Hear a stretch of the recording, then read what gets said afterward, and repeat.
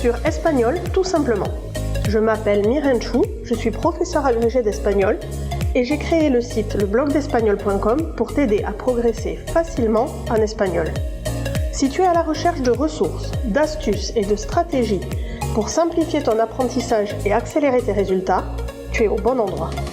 Dans ce podcast, je partage avec toi des outils précis et concrets pour t'aider à atteindre tes objectifs en espagnol dans la joie et la bonne humeur. Alors, installe-toi confortablement et c'est parti pour l'épisode du jour.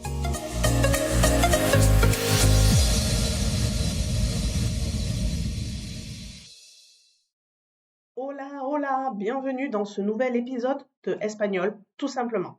Le podcast qui t'aide à progresser sans prise de tête et dans la bonne humeur. Comme tu le sais si tu m'écoutes depuis quelque temps, je suis absolument fan de tout ce qui peut rendre l'apprentissage plus fluide et plus motivant. Et aujourd'hui, on va parler ensemble d'un sujet qui revient très souvent dans vos messages, que ce soit en MP sur Instagram ou par mail, c'est comment réussir à progresser en espagnol sans avoir 2 heures par jour devant soi, sans avoir à bloquer un créneau fixe dans son agenda, et même, tiens-toi bien, sans vraiment s'en rendre compte. Et oui, spoiler, c'est possible. Dans cet épisode, je vais te partager 8 façons toutes simples d'intégrer l'espagnol dans ton quotidien. Des astuces testées, approuvées et ultra faciles à mettre en place. Alors, si tu es prêt, c'est parti.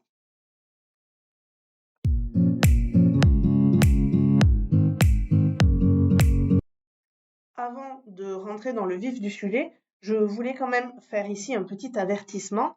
On ne peut pas devenir bilingue juste en pratiquant ces 8 astuces. Par contre, elles vont te permettre d'avancer et de mettre de l'espagnol dans ton quotidien, de faire une espèce d'immersion qui va te faire progresser plus vite.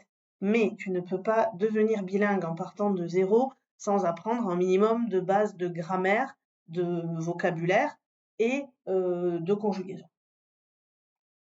Pour autant, ces 8 astuces vont te permettre d'accélérer ton apprentissage et surtout d'avoir cette sensation de faire de l'espagnol au quotidien, tous les jours, sans t'en rendre compte, même les jours où tu n'auras pas pu plaquer un créneau de révision ou un créneau d'apprentissage. Donc, si tu es prêt cette fois-ci, on y va vraiment. Et je te révèle la première astuce qui est changer la langue de ton téléphone et de tes applis pour mettre de l'espagnol vraiment dans ton quotidien. En effet, ton téléphone est sûrement l'objet que tu consultes le plus chaque jour. Donc, pourquoi ne pas en faire un outil d'apprentissage? C'est très simple, il te suffit de passer la langue de ton téléphone en espagnol, mais pas juste de ton appareil téléphone en soi. Il faudrait aussi, dans l'idéal, que tu passes la langue de tes applis les plus utilisées en espagnol. Au hasard, Google Maps ou Waze, Instagram, WhatsApp, bref, toutes les applis que tu peux utiliser au quotidien. Petite astuce au début, garde un post-it avec le vocabulaire essentiel. Par exemple, ajustes pour paramètres, descargar pour télécharger, parce que sinon tu risques d'être vite perdu et de ne pas arriver à te retrouver dans tes propres changements. Petit à petit, tu vas progresser, ça va devenir familier et tu vas pouvoir t'en passer complètement assez vite. Le vocabulaire basique te sera devenu complètement intuitif et tu n'auras plus du tout besoin de réfléchir à ce que veut dire chacun des termes. Ce sera comme inné pour toi.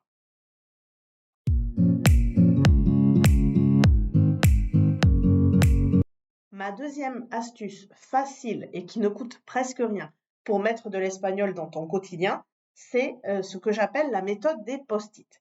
C'est une de mes méthodes préférées et je la recommande souvent à mes élèves, notamment les débutants, mais aussi à tous ces élèves qui sont un peu intermédiaires et qui ne savent pas se concentrer sur le vocabulaire du quotidien. Tu sais, cette fâcheuse tendance à s'éparpiller, à commencer à chercher comment on dit une plante et un arbre, et à te retrouver à apprendre des mots de vocabulaire qui ne te seront pas du tout utiles au quotidien, comme la fougère, le boulot et même les parties internes de l'arbre. Donc, dans ces cas-là, moi, je conseille toujours de partir du quotidien Tu sais, c'est la loi de Pareto qui dit que 80% de tes résultats sont obtenus par 20% des efforts. Ça veut dire que c'est 20% du vocabulaire espagnol qui va te servir dans 80% du temps. J'ai fait plusieurs articles complets, j'en parle souvent et je te mettrai dans les notes de cet épisode le lien vers l'article détaillé qui t'explique ce phénomène et qui t'explique du coup comment trier les apprentissages à prioriser. Mais si je reviens à ma méthode des post-it, l'idée, c'est de savoir dire déjà tout ce qui nous entoure. Et il suffit de regarder autour de toi. Colle des post-it sur tes objets du quotidien. Par exemple, colle el espejo sur ton miroir, la nevera sur ton frigo, la lámpara sur la lampe ou sur la lampe de chevet. Et pour prendre plus vite l'habitude d'insérer ce vocabulaire dans la vie quotidienne, tu peux même y ajouter une phrase. Par exemple, sur le miroir, tu peux mettre Hoy me veo bien en el espejo. Aujourd'hui, je me trouve bien dans le miroir. L'objectif, ce serait d'ancrer le vocabulaire en contexte sans faire d'efforts vraiment conscients. Donc, je t'invite à essayer et surtout à me faire un retour parce que je pense vraiment que cette méthode va t'aider et te faire progresser sur les bons mots de lexique. En fait, il n'y a pas de mauvais mots de lexique, mais il faut savoir prioriser ses apprentissages et commencer par la langue du quotidien. C'est ce que cette méthode des post-it aide à faire.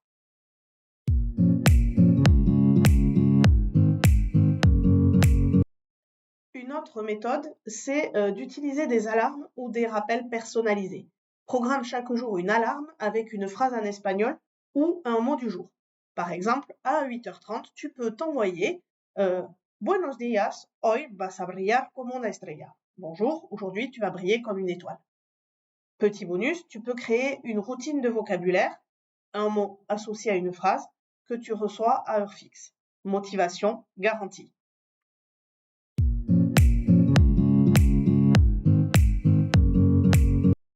L'astuce suivante, c'est d'écouter de l'espagnol chaque jour. Et pas besoin d'être 100% attentif. Bien sûr qu'à certains moments, il faut être attentif et actif pour intégrer la langue.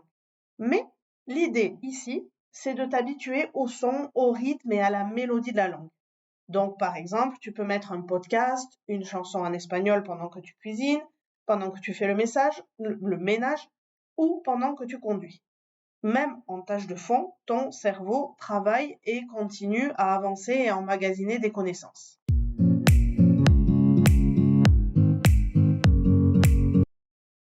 En plus de ça, une autre technique que tu peux mettre en place, c'est de traduire mentalement ce que tu vois ou ce que tu fais. C'est un excellent exercice pour créer des automatismes. Par exemple, si tu mets la table, bien demande-toi comment on dirait ça en espagnol, comment on dirait je mets la table. Tu pourras penser estoy poniendo la mesa. Quand tu regardes par la fenêtre, tu peux dire veo las nubes grises, je vois les nuages gris, ou veo el sol, je vois le soleil. Ça n'a pas besoin d'être parfait. L'idée, c'est d'entraîner ton cerveau à fonctionner en espagnol. Et dans la même veine, chaque soir, tu peux essayer de raconter à l'écrit ou à l'oral ta journée en espagnol. C'est simple, mais c'est très puissant. Avant de te coucher, par exemple, tu peux prendre 2 minutes pour résumer ta journée. Ça peut donner Hoy he comido con mis amigos, hemos hablado del viaje a Barcelona y me sentí feliz. Aujourd'hui, j'ai mangé avec mes amis, nous avons parlé du voyage à Barcelone et je me suis sentie heureux ou heureuse. L'idée, c'est que si tu bloques sur un mot, tu regardes vite fait dans le dictionnaire, papier ou en ligne, pas besoin de sortir l'artillerie lourde, et tu vas progresser encore plus vite et surtout toujours dans cette idée d'utiliser du langage au quotidien, de partir de tes besoins et de ne pas partir de phrases toutes faites qui n'ont absolument rien à voir avec le type de vocabulaire, de grammaire et de conjugaison que toi, tu vas utiliser dans ta vie personnelle.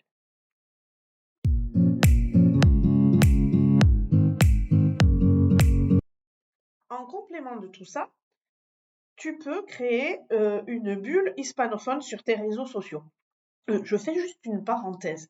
Je suis en train de te dire que c'est en complément, mais évidemment, il faut que tu te sentes libre de piocher les astuces qui t'intéressent et d'en choisir. N'essaie pas de tout mettre en place en même temps. Moi, je t'en donne 8, mais choisis celle qui t'inspire le plus, mets-la en place et ensuite tu peux ajouter des compléments ou tout simplement passer à autre chose. Pareil, ce sont des idées, mais évidemment, il faut les adapter à ton propre quotidien si elles ne te conviennent pas complètement. Moi, je te propose des outils, à toi de piocher celui qui te convient le mieux ou ceux qui te conviennent le mieux, mais surtout, ne te mets pas la pression d'essayer d'implémenter tout ça en même temps et de te forcer à progresser, sinon ce sera complètement contre-productif. Ceci étant dit, je reviens à ma bulle hispanophone sur les réseaux sociaux. Ton feed Instagram ou YouTube ou Facebook est un outil d'apprentissage si tu l'utilises bien. Donc, je t'invite à t'abonner à des comptes espagnols ou latino-américains qui ont trait aux loisirs ou aux hobbies que tu as toi. Par exemple, si tu aimes la cuisine, eh bien, abonne-toi à des comptes de cuisine en espagnol. Ça peut aussi être le voyage, l'humour, le développement personnel, n'importe quelle activité manuelle. Le principal, c'est que tu choisisses ce que tu aimes et que tu prennes du plaisir à écouter tout ça. Ainsi, chaque scroll devient une micro-exposition à l'espagnol.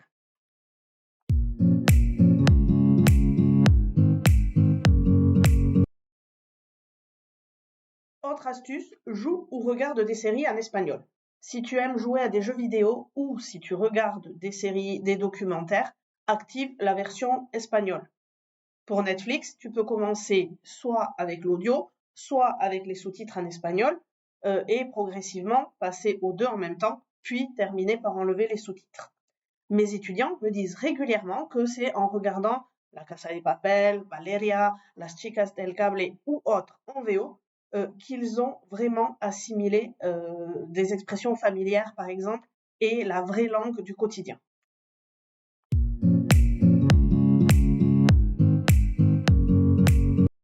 Ma 8e et dernière astuce n'est pas du tout quelque chose à activer ou quelque chose à faire en plus, au contraire. Si tu me connais, tu l'as vu venir et je pense que ça ne va pas te surprendre.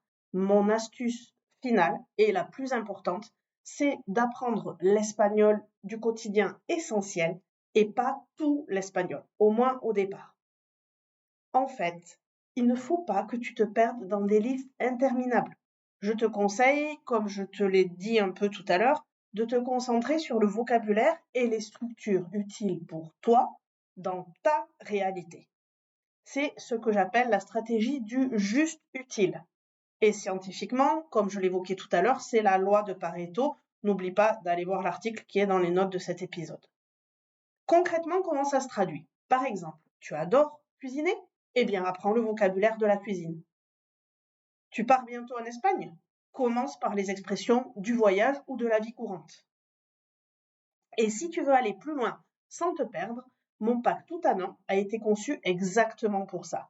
Tu y retrouveras les bases essentielles, vocabulaire thématique, expressions idiomatiques, fiches de grammaire très visuelles, tout en infographie, flashcards, l'essentiel de la conjugaison et surtout une méthode clé en main pour progresser vite et bien sans t'éparpiller. Si tu veux y jeter un œil, c'est sur la page d'accueil du blog et je te mets le lien dans les notes de cet épisode.